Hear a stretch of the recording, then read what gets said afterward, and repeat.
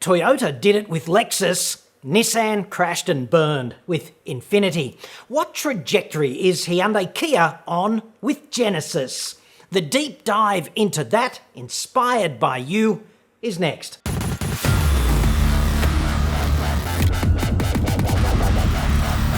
I'm John Cadogan from AutoExpert.com.au, the place where Australian new car buyers save thousands off their brand new cars. Hit me up on the website for that. This report is inspired by you, if your name is Damon McCarthy, and we're going to break his question down into 3 different component parts. What are your thoughts on Hyundai-Kia trying to relaunch their Genesis flagship brand in Australia, particularly considering the sales disaster that Infiniti turned out to be for Nissan? Yeah, quite. Infiniti, cursed spawn of Nissan, recently the Hindenburg of upstart premium sub-brands. This was always way too ambitious a project for those chumps at Nissan, whom I would not trust with organising and or running a chook raffle. Yet Infiniti is not actually the worst such example of this. Senior executive assholes at GM procured 50% of Saab back in 1989 and acquired the other half in 2000. And the stated objective there, right, was to turn Saab into GM's Mercedes-Benz. And in hindsight, I think you'd agree, that went about as well as expected. They do tend to fuck everything they touch, just like Rudolph Valentino, only, not in a pleasant, uplifting way. And then on the other hand, you've got Lexus, right, which kicked off as a skunkworks type project in some, super secret Toyota cone of silence way back in 1983. That was 37 years ago, okay? So 6 years after that, and $1 billion with a B, greenbacks later, $1 billion in Retardistan. They were already in the red for one big fat billion. In 1989, the very first Lexus LS 400 rolled out of the blocks. That was 31 years ago. This is kind of what it takes to have a proper crack at Mercedes-Benz. And that's what they're all doing, okay? They might bullshit you on this. They've all got corporate communications strategies, We don't care about the 3-pronged suppository. We're absolutely running our own race, kind of thing. That's bullshit, I'd suggest. If you're Lexus or Genesis or any other upstart premium wannabe car maker, you are by definition taking on the big fat Daimler headline act itself. It takes billions of dollars and decades of time to do this because it's, let's be kind, ambitious. Convincing the wealthy to buy an allegedly prestige car from a mainstream car maker with no premium runs on the board, well, that's a long-term project, and there are plenty of ways to fail. Here in Shitsville, after 3 big fat decades of brand development, Lexus managed to sell just under 10,000 cars in 2019. The highly aspirational German 3-pronged suppository has managed 32,000 sales. They have immense gravitational pull. Bavarian money wasters, 23,000 vehicles, and 4-ringed glorified Volkswagen for compulsive masturbators, 16,000 sales. So, the Germans in total, about 70,000 units. Lexus upstart, about 10,000. Lexus has therefore claimed about 12% of the wealthy wanker new car space after 3 decades and billions in investment. In the same time, Infiniti has crashed, burned, and failed even to piss on itself while on fire, inauspiciously. So basically, there's the 21st century upstart premium success and failure spectrum. If Genesis is to succeed, it may be a Lexus rival in, a decade or more, but the Germans are likely still to be occupying the high ground, I'd suggest. You've got to remember that Genesis did not exist until the 4th of November 2015, and that's just over 4 years ago now. So it's still a kid. Its success or failure really depends on Hyundai-Kia's long-term commitment to making like Lexus. And this all hinges on boardroom consistency. They have to commit now, in Seoul, at the highest level, to burning a shit ton of cash for the next 15 years or so. The ROI here is well over the horizon, which is often pretty hard to swallow in the corporate world. But at least they've got the cash. Having A7 seats is increasingly necessary with kids that want to bring their friends along, so I've been interested in initial GV80 Genesis SUV reviews out of South Korea, due in Australia in the middle of the year. Some friends recently bought a Hyundai Santa Fe and cannot speak highly enough of it. However, access to the third row of seats is very awkward. I imagine that the Kia Sorento would suffer from the same third row access issues as the Santa Fe. Back to Genesis succeeding or not in just a sec, but SUV practicality right now, because there's a few points on this that just will not go away. Santa Fe is quite upmarket for mainstream. Sorento is aging now and moving to a new platform in June, and that's going to add 35mm to the wheelbase as I understand it, and that's going to translate directly into passenger space in rows 1 and 2. Doubtless Santa Fe will segue over to that new platform as soon as possible, but I don't know precisely when. New powertrains are coming too, including a hybrid apparently. But I'm not sure how quickly Hyundai will adopt those into Santa Fe and what the context of that adoption is going to be, whether it's going to be an all-new Santa Fe or just a facelift. That's all in the pending tray for the time being. However, the problem for row 3 access on all 7-seat SUVs, even the prestige ones, is fundamental vehicle configuration. 4 doors and a tailgate, right? That means the second row doors have to be forward of the rear wheels, and therefore you will always have to move a row 2 seat out of the way to get to row 3. No matter how notionally luxurious and luxurious, it could be both of those things, but I'd love to see a luxurious one, frankly. Haven't seen too much of that previously. No matter how friggin' luxurious the vehicle is, and that kind of sucks if you do that kind of seat movement a lot to get to row 3. Or, I guess you could just suck it the frig up and buy a Kia Carnival, which is notionally an 8-seater, not an SUV. In a Carnival, right, the middle seat of row 2 is designed to be easily unclipped and removed by the owner. You store it in your garage or something, okay? And then you can open the big fat sliding row 2 door and just climb aboard, and then you walk between the outboard row 2 seats in the gap left by the middle one, and you can get to row 3 very simply without any gymnastic twist and pike, which is absolutely awesome for your octogenarian parents or something. That's pretty clever, right? Because you can leave any child restraints in row 2 in place without compromising row 3 access.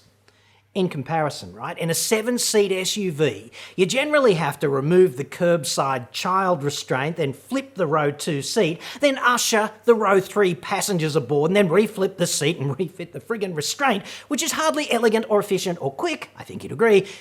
It's actually a pretty good pre-workout whole body warm-up. So, the solution to row 3 access in SUVs is buy yourself a friggin' people mover. Just suck it up. This is a bitter pill, of course, for the rich folk to swallow if you're a breeder, typically. I can tell the Damon here really doesn't want to swallow this pill. He wants to take the blue pill, right, on this and buy himself a friggin' SUV, but he doesn't want that compromise in row 3, and that's going to be a problem. I don't know that we'll see a Genesis people mover anytime soon either. Probably not. You know, the term luxury and people mover, well, those terms really don't actually coexist peacefully, even though a Kia Carnival Platinum objectively does a pretty good job at being one. The Genesis models that have been released to date seem to be getting very favourable reviews, and comparisons are being made with much more expensive Euro brands. But Australians are very attached to their status symbols, which is where Genesis might struggle to make any inroads into our market. Yeah, I broadly agree with that. Genesis recently bitch-slapped Mercedes-Benz and Lexus and essentially every other brand by recently winning the J.D. Power 2020 Vehicle Dependability Study in Retardistan, which, let's not forget, is the Genesis make or break market. #America.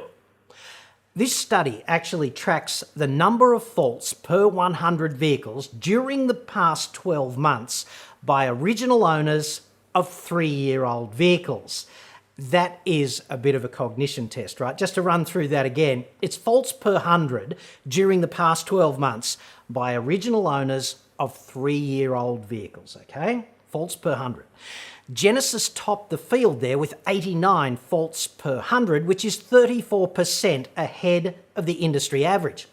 Lexus came second on 100, and BMW scored okay as well with 123. Industry average there, 134. Audi, okay, 136, which is pretty shit when you consider what they actually purport to be. Like, buy an Audi today, we're only slightly below average on dependability. I'd love to see me some truth in advertising. Audi was actually substantially better than 3 Pronghead's Suppository, however, on 152 faults per 100 vehicles. Engineered, apparently, like no other shitbox. Premium shitbox anyway. That result, frankly, in comparison to what that brand's grandiose claims are, is almost worthy of a seat on the friggin' special bus. I think you'd agree. But it was Land Rover which took pole position there, happily, proving once again that the green oval really is number 1 in number 2s, with a J.D. Power faults per 100 score of 220. Yes, winner. Narrowly edging out shit heap superstars Chrysler, Jaguar and Volvo, which were almost, but not quite as crap at being dependable. No surprises there, really. Think you'd agree. 2 points about this whole study for context, okay? Number 1, a similar Australian dependability study does not exist, mainly because senior executive assholes here behave like a cartel and decline to release the data on faults publicly. They share it among each other on condition of confidentiality, but they really don't want you to know. Number 2, faults, okay? They're not all equal, obviously. I think you'd agree that a broken conrod that punches a fist-sized hole in an engine block is a somewhat bigger deal than a window that squeaks occasionally and gets fixed at the dealership with some silicone spray. They're rather different things. The J.D. Power survey does not differentiate between relative fault severity, so there's that. Still, on objective grounds, Genesis appears to be doing quite well. Unfortunately, though, success here is not really about dependability, is it? The suppository is in the bottom third of the field for dependability or thereabouts, and yet it remains a rock star of rich wanker aspirationness. Frankly, Genesis is yet to deal effectively with some critical issues around which it orbits, the elephant in the room, okay?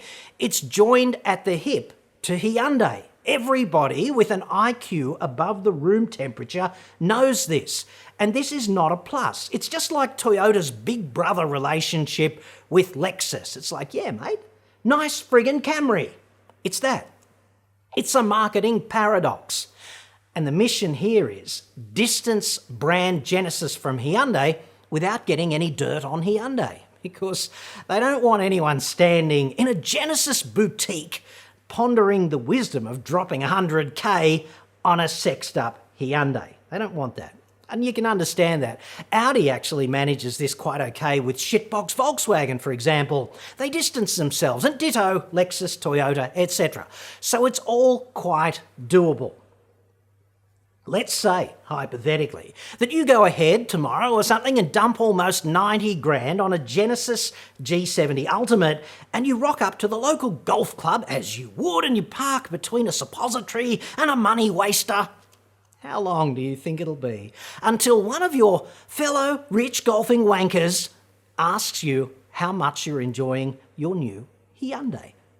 Not that long, I'd suggest. Shit stirring is an art, albeit under threat from woke dickheads, but it's still definitely an art. I would say that to you on principle, even though I hate golf and I would only ever be there under sufferance as a guest if there was something in it for me, and I'd turn up in a proper peasant's car with a hot Ming mole to do the heavy lifting. Yes, shit-stirring you in this way would thus be the second most enjoyable aspect of the whole golf experience for me. I'm kind of shallow like that.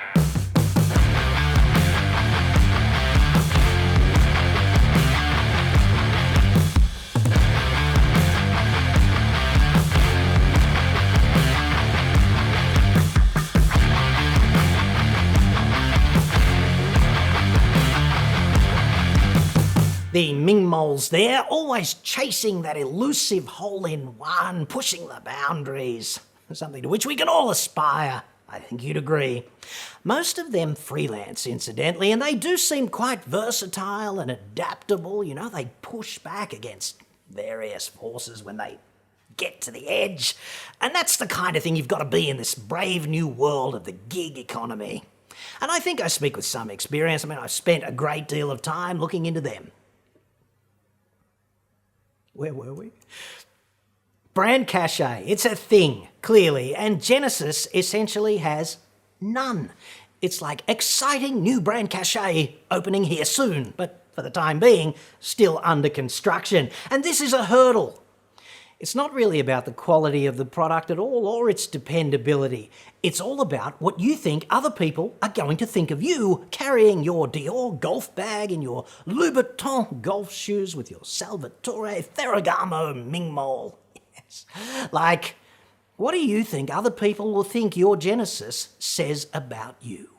It's basically Inception with social status. Genesis is going to have to make you feel properly special, I'd suggest, during and after purchase, which is what that boutique retail experiment and the valet collection and return of the vehicle experience for servicing is all about. It's all about you, seemingly, and how friggin' special you are. Genesis will build a customer base quickly, in my view, once it overcomes its present inertia, like 5 sales last month and 10 in January. #Australia. But it will gain momentum if it just treats people better than, say, Mercedes. And this is not real hard, okay, because the 3-pronged suppository burns customers for kicks. That brand's after-sales support is disgraceful. This is an easy win, therefore, for an upstart premium brand because the suppository sets the bar so friggin' low and thereby generates a steady stream of disgruntled rich wankers. Everyone knows this. I mean, Lexus capitalises on the premium dissatisfied former German car buyer also. These people have disposable funds, but they really object to grabbing their ankles, even for Mercedes. Like to the suppository, we're doing you a favour agreeing to take your filthy money and allowing you to associate yourself with our fine suppository. How dare you expect reasonable treatment also, you ungrateful bastard. That's kind of the after-sales baseline attitude.